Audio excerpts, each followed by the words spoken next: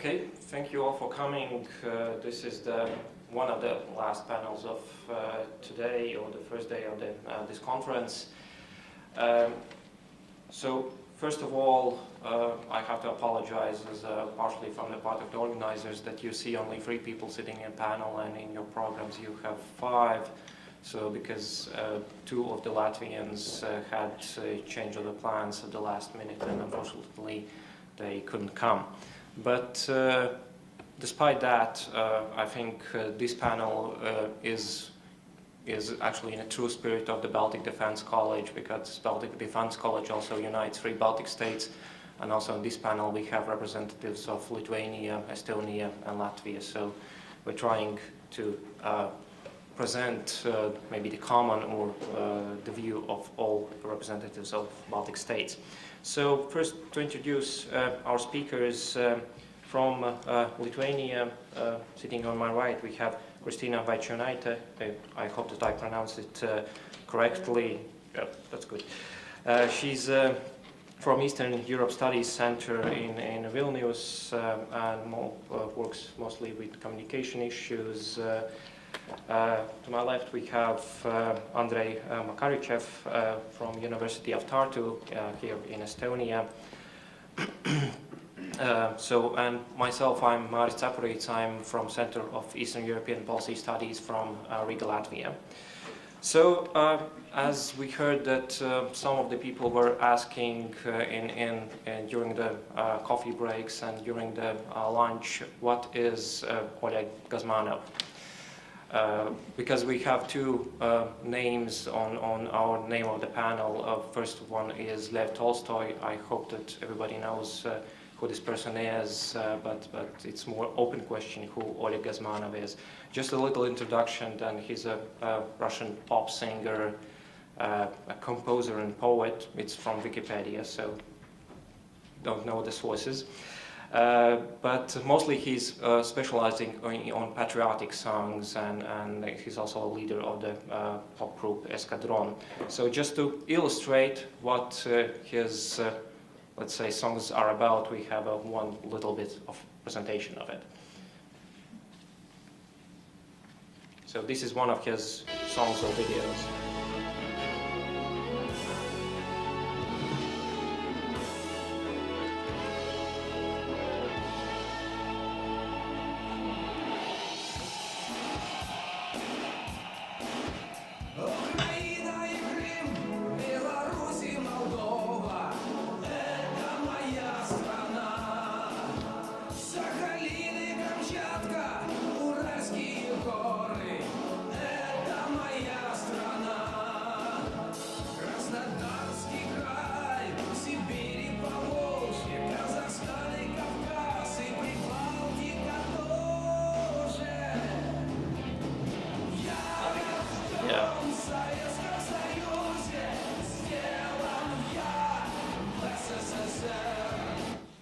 So I hope you get an idea what Oleg Gazmanov is, and just to give a more background, Oleg Gazmanov was one of the persons that was denied entry in Latvia this summer.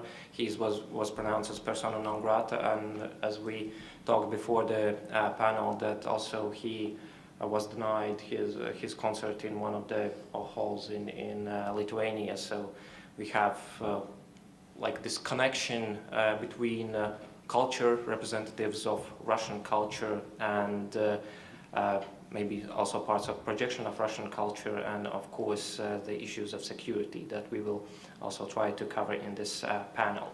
So first of all, of course, as the discussion panel goes, it has names both of Tolstoy and Gazmanov, 2 artists that are more than a century apart, but we're not going to dwell on a lot of on Tolstoy and a lot of Russian history, but mostly focusing on contemporary issues, and trying to find out how this Russian culture is projected in its Russia's neighborhood and maybe even further.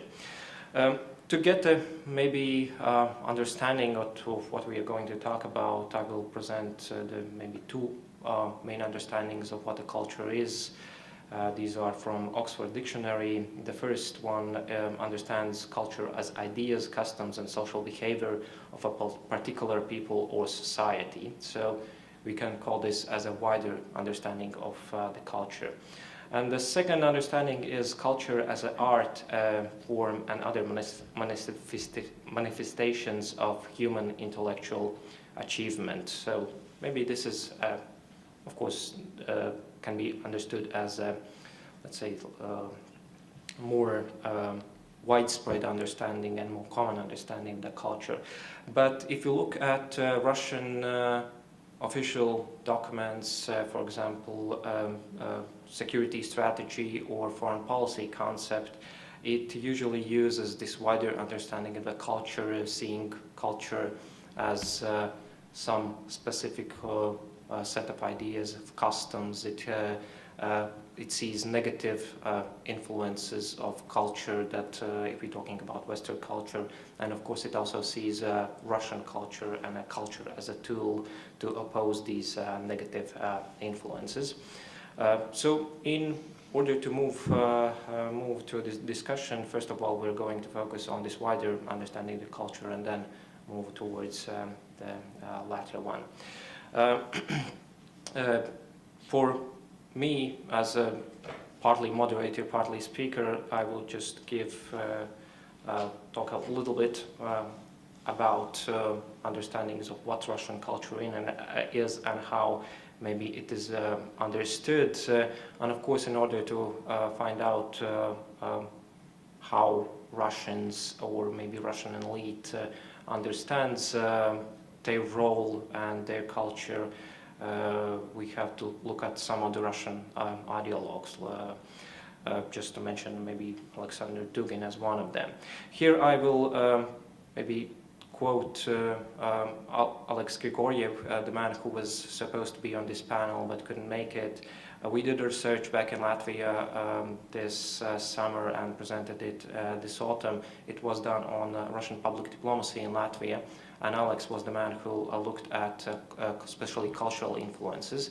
And he went through some works of Russian ideologues, tried to find out the main tenets, the main ideas that they are putting out and putting to the wider audiences, both in Russia and, of course, further abroad.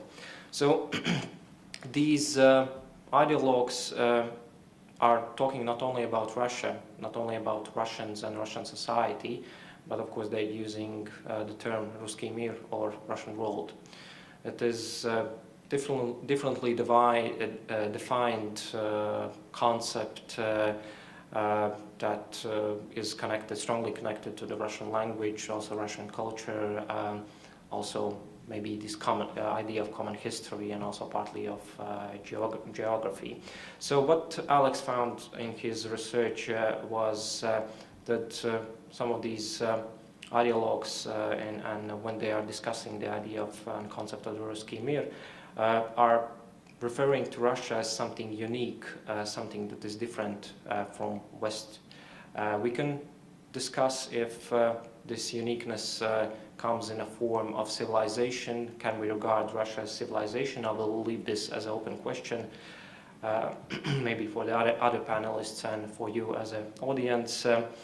But it has a strong element of this negative identity that Russia is something different and something that isn't, Russia isn't the same as Western countries.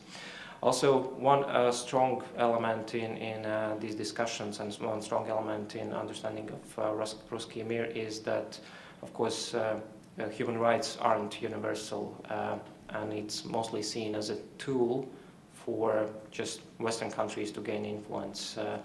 And this also represents in public speeches by Russian officials, both in foreign policy and of course in maybe wider domestic spaces that usually refers to United States or European Union, that it tries to push specific human rights on Russia, but it at the same time adapt double standards. So of course, in order to, let's say, contradict or fight against these universality of human rights, they introduced that we have, in order to apply these type of human rights, we have to take into consideration the specific local culture and values. So in my short history as an academic, I for a few years was interested in East Asian affairs, and there is a concept of Asian values that was promoted by a former Prime Minister of Singapore, Lee Kuan Yew, and also he argued that implementation of universal human rights has to be taken also together with specific local cultures and local values. So in this same can apply for Russia. So moving forward, also what Alex found in his research that in these Russian ideologues sometimes or refer to the Russians, and of course Russia as a divided nation that has to be reunited. And if you remember one of Putin's speeches where he mentioned that there was a night or at one evening Russians went to sleep and they were in one country, and at the morning they woke up and they were in several countries. So this represents this idea of divided nation. And of course this also changes from author to author, but some of them are promoting the idea that reunification of Russian nation can be also done using wide array of means, including also the military means. So this could be attributed to the Crimea and of course what is happening in some of the regions in east of Ukraine. Also a strong element, what he found out is that Russia and of course also Ruski Mir as such has a need for a strong leader. Has a need for a leadership. Maybe not only Putin, but some sort of form of the Tsar, or maybe a group of people then that can provide some sort of leadership. And the last two elements is that, of course, also one goes together with this negative identity that, and goes together also with elements of Russian media war or information campaigns against West, and it is the element that West has always wanted to destroy or at least to weaken Russia. There have been previous examples. It is mentioned that Western countries denied rights of Russia after the First World War because Russia wasn't regarded as a winning country. Also, of course, the collapse of Soviet Union, after what happened after the collapse of Soviet Union also is seen as actions of Western countries in order to weaken Russia. So what is, it strongly connects of what is happening today. If you look at sanctions and how sanctions are translated in Russian TV channels, then we have strong element that still also has mentioned here. And the last one is that is mentioned in some of works is that in some cases Russians have a specific genetic code that can be used as or it provides this understanding of Russian uniqueness. Yeah, so this is to provide maybe overall understanding and discussion, and get also you going, because as a last panel and just to see that many of you are maybe tired, we have to be a little bit provocative. So I hope that our presentations will provide floor for also your opinions and your comments and your questions. So in order to move then a little bit further about different normative aspects of Russian cultural projection, I will give the floor to Andrei, who will then focus more on the specific contents or some elements of Russian cultural projection.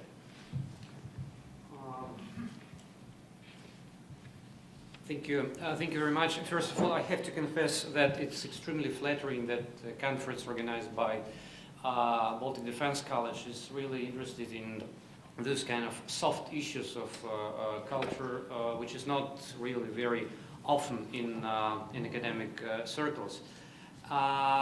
We were kind of discussing with my colleagues how shall we interpret the very title of this panel, from Tolstoy to Gazmanov. And this is, I think, a very postmodernist title because you can read it from different angles.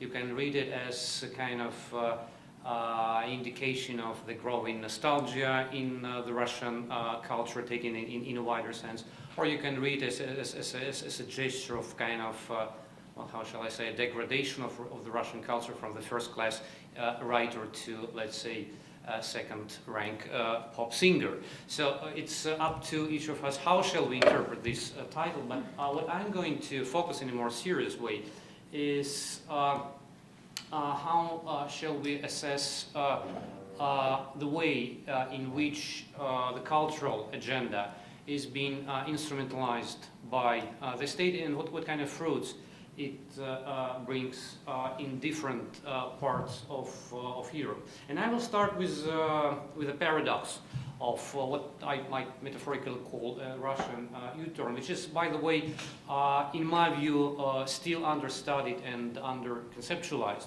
Because the thing is that, at least for the first decade and a half after the fall of the Soviet Union, Russia was predominantly technocratic,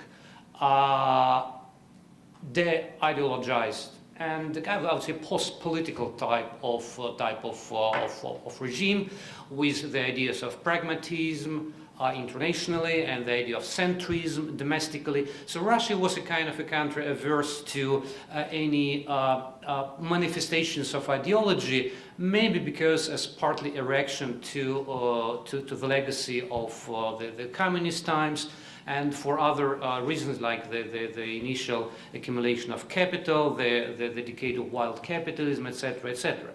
What happened next, and this is a kind of a very important point, 2011-2012, we've been witnessing the rise or the birth of an explicitly normative and ideological discourse, which is very hard to conceptualize. I would call it a very strange blend of populism, definitely, of illiberal articulations of Russian identity, and to some extent of realpolitik or political realism, which is definitely based on the projection of newly discovered Russian power. And I think that this shift from basically technocratic to predominantly ideological type of regime is something which is really worthwhile to discuss and study with more kind of scrutiny and with more attention.